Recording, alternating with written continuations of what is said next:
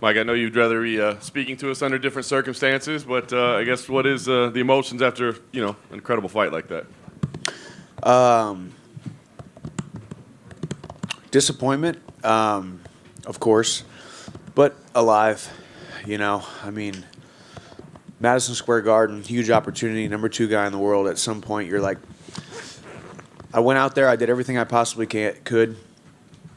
In any endeavor in life, if you do everything that you possibly can, and the cards don't fall your way, it's part of it. But I wanted to show, too, that I was going to come here after a loss just like I have after a win. I made a point of it, and here I am talking to you guys, and we'll go back to the drawing boards and keep on getting after it. Well, appreciate doing that. I mean, obviously, people always say, well, Chandler's going to come out quick, but then he's going to fade early. But, you actually won the second round. I mean, some momentum was shifting your way. I mean, do you take any solace, I guess, and maybe that you prove that's a bad narrative? Yeah, I do. But then you start to think, well, shoot, that makes it even worse, So, because I was. And, I think it's just, man, this is such a game of inches. That's why y'all love it. That's why everybody in that arena was blowing off the roof tonight. This is just such a beautiful sport, and the UFC does it the best. And these platforms that we get, the opportunities that we have, going to live on forever, But one more sleep, I get to go home and be dad and husband for a little while, and it's going to be fun. You didn't have to go to the hospital, right? I mean, you're here. I didn't. Healthy as an ox, baby. Nice. You guys did share some words afterwards. Kind of a weird build-up, sometimes nice, sometimes bad. I guess what was said afterwards, did you guys put everything behind? Yeah, I mean, I'm not going to say what was said because I'm not here to talk about, put that out there. It's between he and I. I did go over there to be a man of my word. I said win, lose, or draw. I would shake his hand and be respectful after. And something was said, and I didn't really like it. So we're still friends. / enemies / whatever we are. We're not really sure what we are. So he said something in the moment that kind of upset you. I mean, it wasn't as graceful in victory as I would have been, or I would have liked. Yeah. But don't have expectations of other people. They'll always just let you down. Last thing for me, I mean, I know right now all you want is probably some family time, right? But do you think about where you go? Because it's like, okay, maybe this slows down a title run right now, but clearly you've shown that you can be in there with anybody in the division. It's going to be an exciting fight. So, I mean, where do you see the trajectory from here? Yeah, it's true. I mean, I think I've just come in and earned my spot as the guy who was willing to say yes to every single very, very tough opponent. I mean, look at my strength of the schedule. My first 5 fights in the UFC.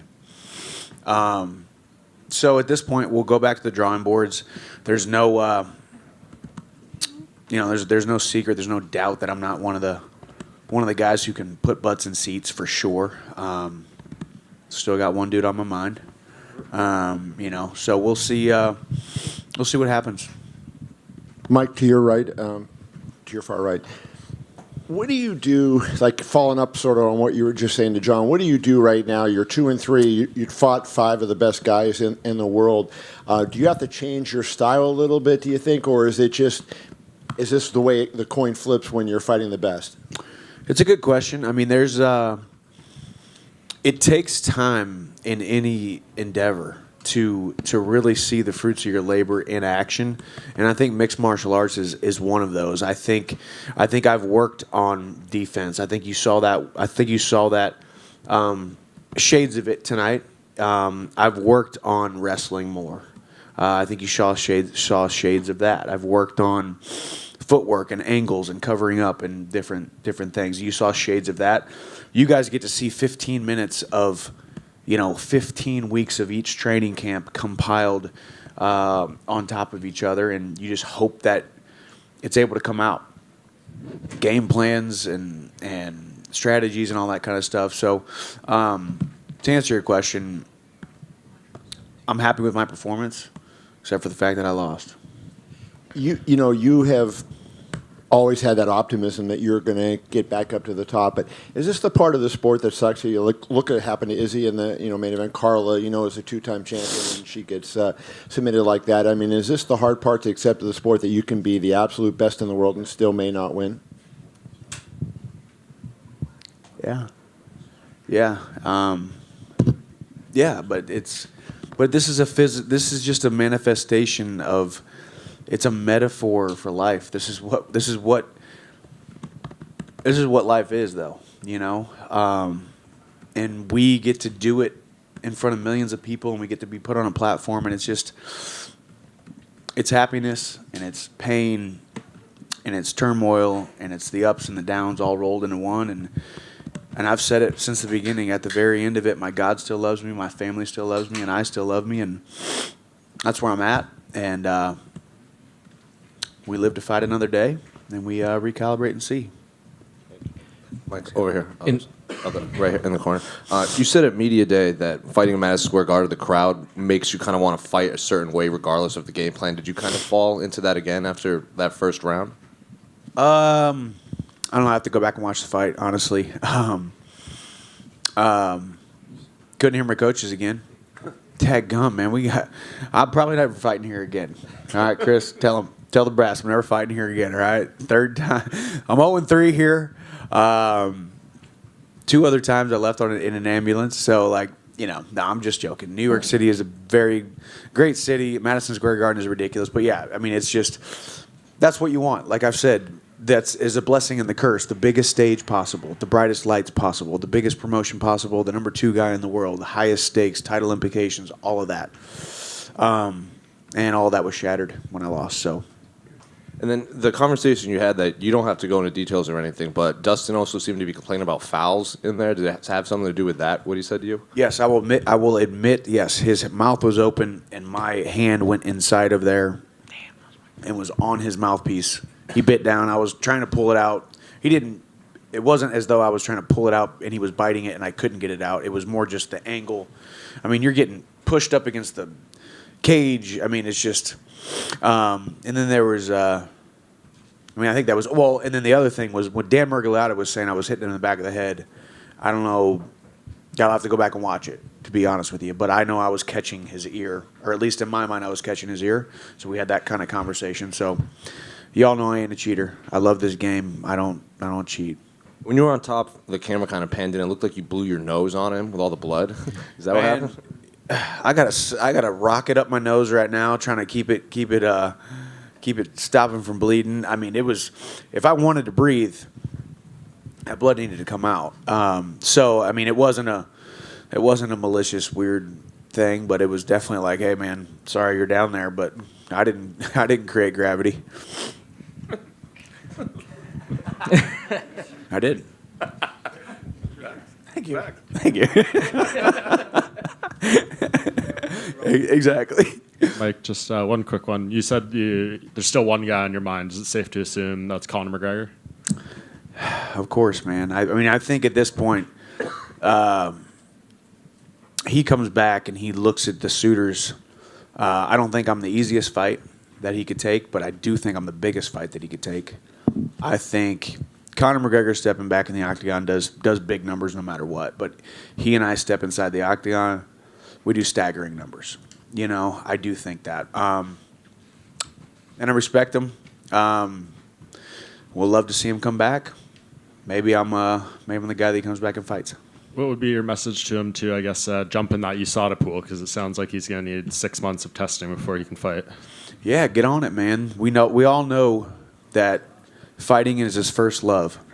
Exactly 6 years ago today, November 12th, 2016, he became the double champ, and he apologized to absolutely nobody, and it was absolutely awesome. He's a legend in the sport, man. He's the biggest name in the sport. It was bad enough we had to compete with Bentleys and Bugattis and boats and $100 million whiskey companies. Now we got to compete with the silver lights and the silver screens and bright lights of Hollywood, man. But come back to your first love, Conor. Step inside the octagon with me. Michael, to your right. Can I toss another name out to you? Sure. You had an unbelievable rivalry with Eddie Alvarez. He's now a free agent. Any chance you talk to the brass, bring him back, and finish that up? That's not a bad idea either. I mean, Eddie's, when you talk about, obviously Frankie Edgar today, I just love the dude, just amazing pioneer of the sport. Eddie, the same thing. Eddie and I have got some got some history. Eddie and I have made some magic in there. Eddie was a former UFC champion. I would love to see him come back here and get thrown back into the mix. And there ain't no way that he and I are not fighting if he comes back to the UFC. So I love the idea of that fight. I mean, obviously, I'm not throwing in the towel here by any means. I still think I'm one fight away from still being possibly called up for the title shot. But at this point, I need to get another win inside the top 5 or top 3, and we'll see. In the middle. Yes, sir. You had a number of opportunities, it looked like, to maybe get your arm under the chin for a rear naked, and it just never seemed to coalesce.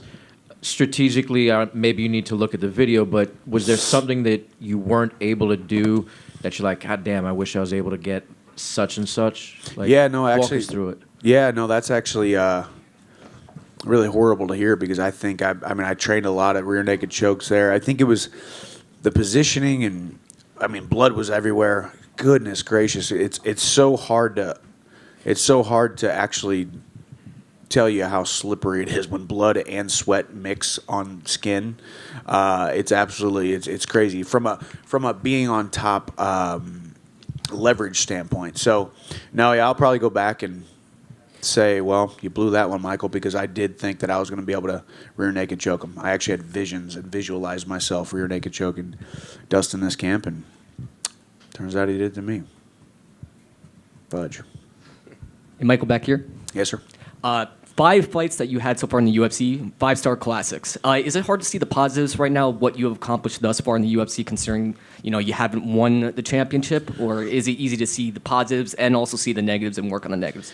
Yeah, no, it's not hard to see. Honestly, I'm 36 years old now. I've been through a lot, and I will continue to move forward with complete disregard to my previous failures, my future opposition, and anything that stands in my way. I've gotten to the point now where, man, I'm just living the dream. Yeah. This is my second career. Yeah. I had one career outside the UFC, and now I have a new career inside the UFC, and I am absolutely living the dream. Absolutely. And enjoying it. Awesome. And you can play every sport with one ball, but MMA takes 2. And thank you very much for always being in the cage and displaying your guts. Yes, sir. Thank you.